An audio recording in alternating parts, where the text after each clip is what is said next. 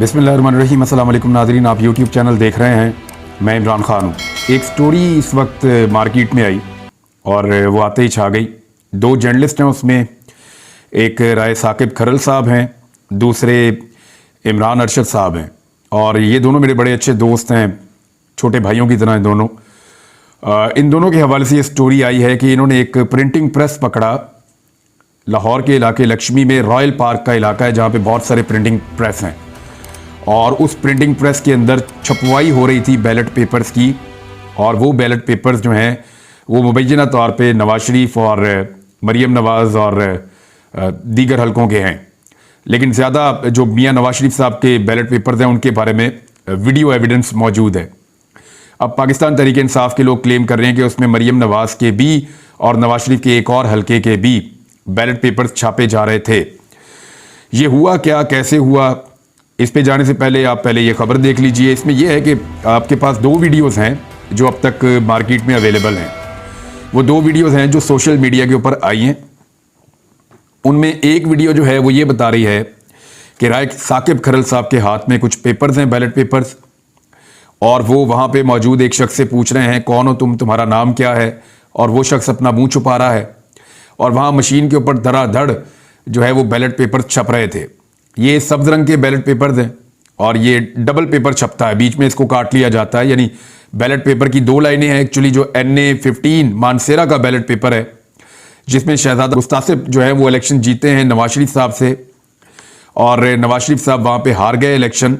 उसके ballot papers Lahore में लक्ष्मी चौक के नज़दीक रॉयल पार्क में क्यों छापे जा रहे हैं, ये बड़ा सवाल है। वहाँ पे ये पेपर राय साकिब के हाथ में लगते हैं। इमरान अरशद और राय साकिब इसके ऊपर बात कर रहे हैं और उन्होंने ये बताना शुरू किया कि ये पेपर आप देख लें, ये यहाँ पे छपवाए जा रहे हैं, ये सरकारी प्रेस के अंदर ही छपते हैं, इनका प्राइवेट प्रेस के अंदर छपना एक बहुत बड़ा जुर्म है और ये जुर्म यहाँ पे छुपा कर किया जा रहा है।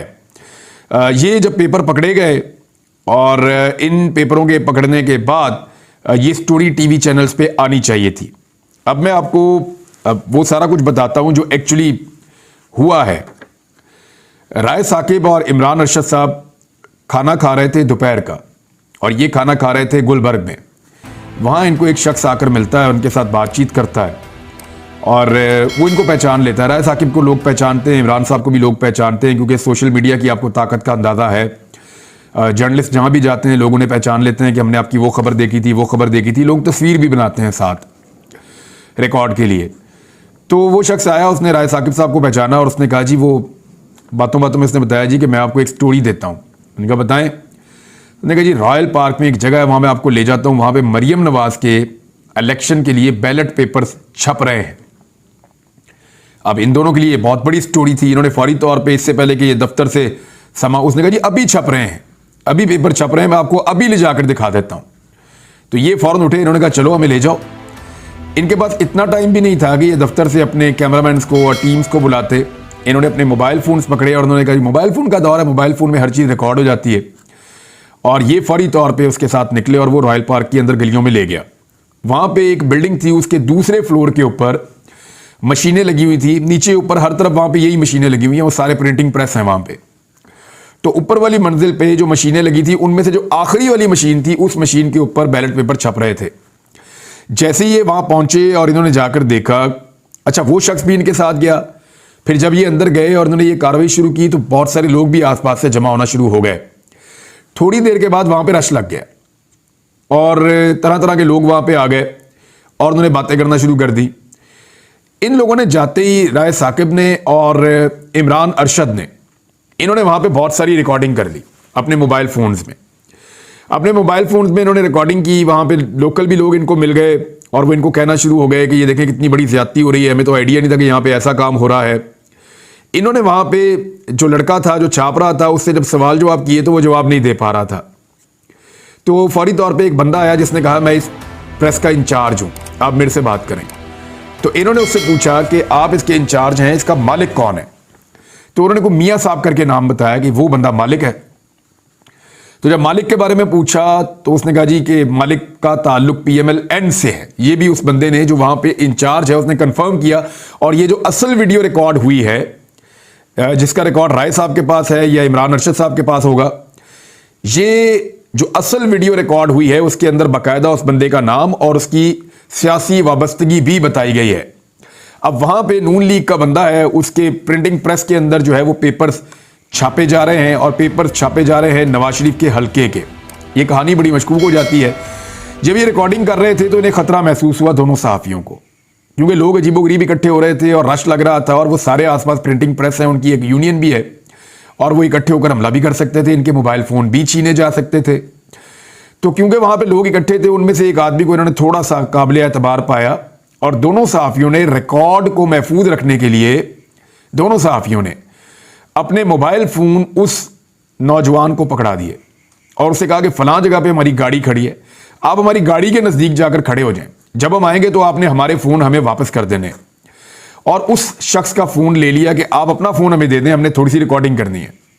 वो शख्स अपना फ़ोन इन्हें देखकर इनके दोनों टेलीफोन लेकर चला गया, मोबाइल फ़ोन लेकर चला गया गाड़ी के पास।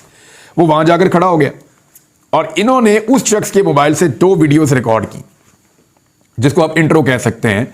यानी ये जो वीडियो आप देख रहे हैं ये उस शख्स के मोबाइल फ़ोन से रिकॉर्ड हुई हैं जो अननोन आदमी है, जिसका ताल्लुक सिर्फ राय साकिब साहब से और उस सहाफ़ी से इमरान अरशद साहब से वक्ती तौर पे बना था और ये उनके साथ राब्ते में है। ये मैं आपको कंफर्म कर दूं, क्योंकि बाद में इन्होंने वी ट्रांसफ़र के ज़रिए से उस बंदे से फुटेज मंगवाई थी कि जनाब जो फुटेज हमने आपके फ़ोन में बनाई है वो हमें आप वी ट्रांसफ़र कर दें। वी ट्रांसफ़र जो है फुटेज भिजवाने का एक तरीका होता है, जैसे आप व्हाट्सएप करते हैं या कुछ और। तो उस बंदे ने वो फुटेज इनको भेजी भी थी, लेकिन इन्होंने उस बंदे के मोबाइल से वो फुटेज डिलीट नहीं की। इन्हें लगता था जब ये दफ्तर जाएंगे ये स्टोरी चल जाएगी।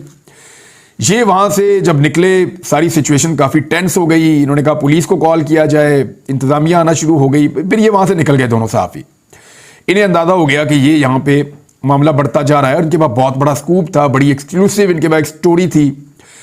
अब ये जब निकले तो इनके दिमाग में बहुत सारे सवालात थे। एक तो ये था कि क्या ये स्टोरी जो है इसकी मज़ीद छानबीन की ज़रूरत है, क्या अपने सोर्स को मज़ीद चेक करना चाहिए। लेकिन साथ ही साथ ये भी कह रहे थे और इनका ये मानना था उस वक्त, और मैं भी एक सहाफ़ी के तौर पे यही कहूँगा कि ये खुद एक बहुत बड़ी स्टोरी है। ये पेपर कौन छपवा रहा था, किस तरह छप रहे थे, ये साजिश किस तरह हुई है, इसके पीछे कौन है, ये सारी चीज़ें सानवी हैं।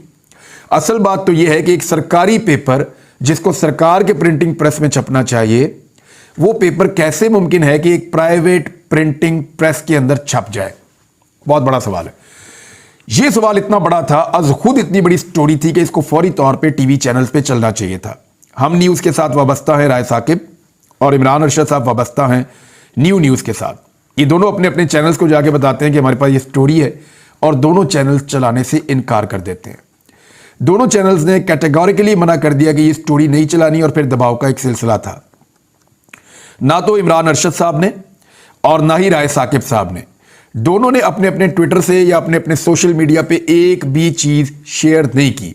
ये दोनों सहाफ़ी एक एक चैनल से वाबस्ता ज़रूर है, लेकिन इसके साथ साथ ये दोनों सहाफ़ी अपना सोशल मीडिया भी इस्तेमाल करते हैं और इन दोनों सहाफ़ियों ने, बड़े क्रेडिबल जर्नलिस्ट हैं, मेरे छोटे भाइयों की तरह हैं, इन दोनों ने अपने सोशल मीडिया के ऊपर भी इस स्टोरी को पेस्ट नहीं किया, नहीं डाला, क्योंकि वो ये समझते थे कि ये बहुत बहुत हैवी चीज़ है।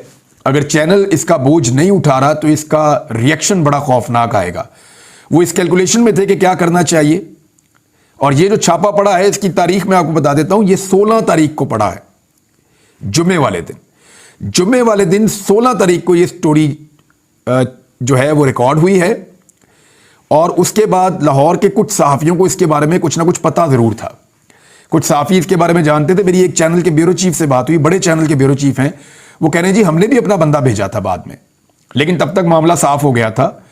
और वो ये कह रहे हैं कि ये खबर मार्केट के अंदर फैली हुई थी, लेकिन ये चला कोई नहीं पाया क्योंकि जिनके पास सबूत थे वो चला नहीं रहे थे और हमारे पास था कुछ नहीं चलाने के लिए। तो ये 16 तारीख का वाकया है, 2 दिन गुजर चुके थे, किसी के पास कुछ नहीं था।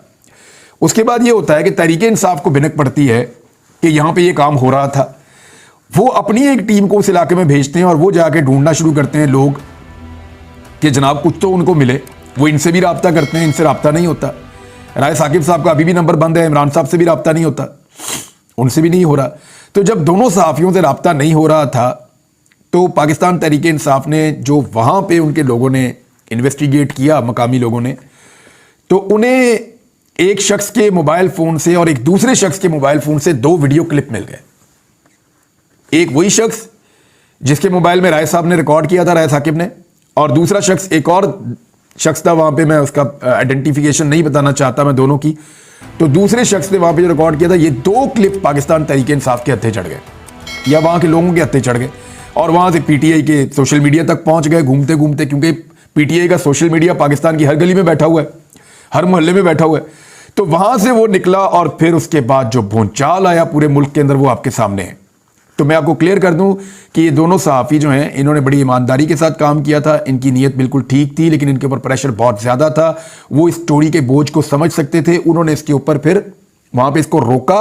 अभी वो अपनी स्टोरी के ऊपर गौर ख्वास कर रहे थे और ये सोच रहे थे कि आगे क्या करना है। इस बीच में ये चीज़ें वायरल हो गई।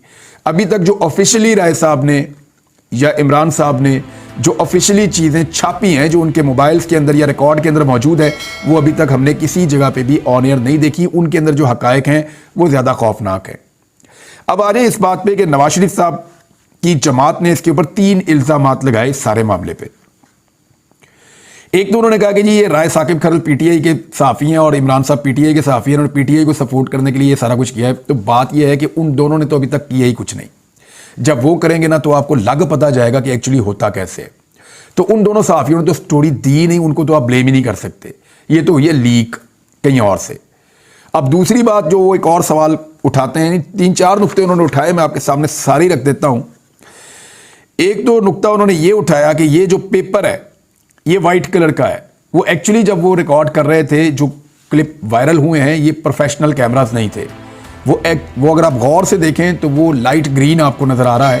वो वाइटिश इसलिए है कि वहां पे वाइट बैलेंस करने का, ये टेक्निकल लैंग्वेज आप नहीं समझेंगे, बाद वक्त आप लाइट ग्रीन कलर का ये पेपर होता है कौमी असम्बली का, इसको जब आप देखते हैं और तेज लाइट के अंदर आप अचानक उसके ऊपर कैमरा मारते हैं तो वो आपको वाइट वाइट सा नजर आता है। एक्चुअली वो ग्रीन था और वो कई वीडियोज के अंदर जो दूसरे क्लिप के हिस्से हैं वहां पे आपको प्रॉपर ग्रीन नजर आ रहा है। दूसरा, अज़मा बुखारी साहिबा ने ये नुक्ता उठाया कि ये तो इतना बड़ा पेपर है और जो नवाज शरीफ का है वो 2 लाइनें थी, इसमें तो 4 लाइनें हैं। तो अज़मा बुखारी साहिबा को गौर से देखना चाहिए कि नवाज शरीफ वाला जो बैलेट पेपर है उसमें 2 लाइनें हैं, लेकिन इसमें 4 लाइनें ये ज़रूर है, लेकिन वो 2 लाइनें रिपीट हो रही हैं। यानी जब भी प्रिंटिंग प्रेस के अंदर पेपर डलता है, अंदर से गुजरता है, तो ये बात याद रखिए कि वो जब अंदर से गुजर के निकलता है तो वो बड़ा होता है, बाद में उसको बीच में से मशीन में काट लिया जाता है, मशीन उसके ऊपर कटिंग करती है। ये बात भी वहाँ पे पूछी लोगों ने कि कटिंग कहाँ कर रहे हो, उन्होंने कहा जी उस मशीन पे कर रहे हैं। तो ये बैलेट पेपर इकट्ठे छपते हैं, बहुत सारे बड़ी शीट के ऊपर छपते हैं, बाद में इनको काट के छोटा कर दिया जाता है। तो वो एक्चुअली रेपिटेशन हो रही है इसके ऊपर। उज़मा बुखारी साहिबा के सवाल का जवाब जो है वो वहाँ पे बड़ा क्लियर दिया गया। एक सवाल पीएमएल ये उठा रही है कि जो जहाँ पे अंगूठा लगता है और जहाँ पे कागजी कार्रवाई होती है वो वाला हिस्सा कहाँ गया बैलेट पेपर का, तो मैं बता देता हूँ आपको वो कहाँ गया। वो हिस्सा इलेक्शन कमीशन के रिकॉर्ड में पड़ा हुआ है। ये तो सिर्फ बैलेट पेपर छापने हैं ना, जिनसे बक्से भरने हैं। ये जो बक्से हैं इनको भर लिया जाएगा इन पेपर से, और जब इन पेपर से भर लिया जाएगा तो कोई नहीं चेक करने वाला कि सीरियल कौन सी है, अंगूठे कौन से। सिकंदर सुल्तान राजा ने कहा इंसाफ देना है, नवाज शरीफ को इस बात का आइडिया है, और इन जाली पेपर्स की बुनियाद के ऊपर सालों गुजार देना कोई मुश्किल नहीं है पाकिस्तान के निज़ाम के अंदर। लिहाजा ये जो पेपर का साइड वाला हिस्सा है जिसपे अंगूठा लगता है, जिसपे स्टैंप लगती है या सिग्नेचर होते हैं, उसके ऊपर एक सीरियल नंबर लिखा होता है, दूसरा इधर लिखा होता है, तो वो सीरियल नंबर तो आप मैच कर सकते हैं। ये धांधली और 2 नंबरी तो आप कर सकते हैं, लेकिन वो अंगूठे आप नहीं निकाल सकते। अब ये जो है ना, ये 2 नंबरी की जा रही है। ये 2-3 सवालात उठाए थे, इन तीनों के जवाबात बड़े सिंपल हैं। एक, वो साइड वाले हिस्से के ऊपर वोट नहीं डलता, जितने हिस्से पे वोट डलता है वो वोट तैयार किया गया है। नंबर 2, वो एक शीट के ऊपर ज़्यादा वोट तैयार होते हैं, बाद में कटिंग हो जाती है। नंबर 3, इसका कलर जो है वो ग्रीन ही है, क्योंकि कौमी असम्बली के हल्के का जो पेपर है उसका कलर ग्रीन है।